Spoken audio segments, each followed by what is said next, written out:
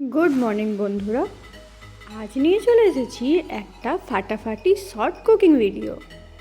আজকের মেনু হলো জিভে জল আনা মাছ সর্ষে।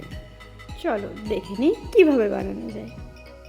প্রথমে কড়াইতে তেলটা বেশ করে গরম করে নিলাম, ধোঁয়া উঠছে কিন্তু।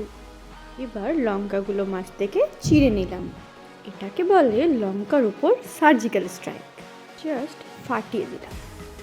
এবার তেলের ওপরে কালো জিরে আর সার্জিক্যাল স্ট্রাইক করা লঙ্কাগুলো দিয়ে একটু ফ্রাই করে নিলাম। আহা, যা গন্ধ বেরিয়েছে না! এবার পালা আসল মশলা।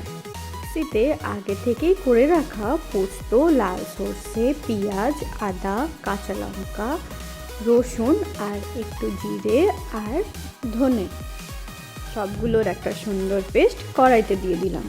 এর ওপর থেকে হলুদ আর সামান্য নুন।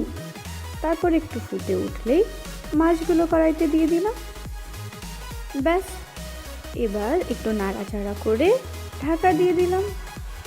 কিছুক্ষণ ভাপে থাকলেই রেডি হয়ে যাবে আমাদের ইয়াম্মি মাছের রেসিপি। দেখে তো জিভে জল চলে এলো, তাই না? জিভে জল এলে সেটাতে আবার ভেসে যেও না যেন, ওটা ভেতরেই রেখো আর চটপট বানিয়ে পেলো এই রেসিপিটা। আজকের মতো এ পর্যন্ত। Tata, bye bye. দেখা হবে আবার কোনো নতুন গল্প নিয়ে।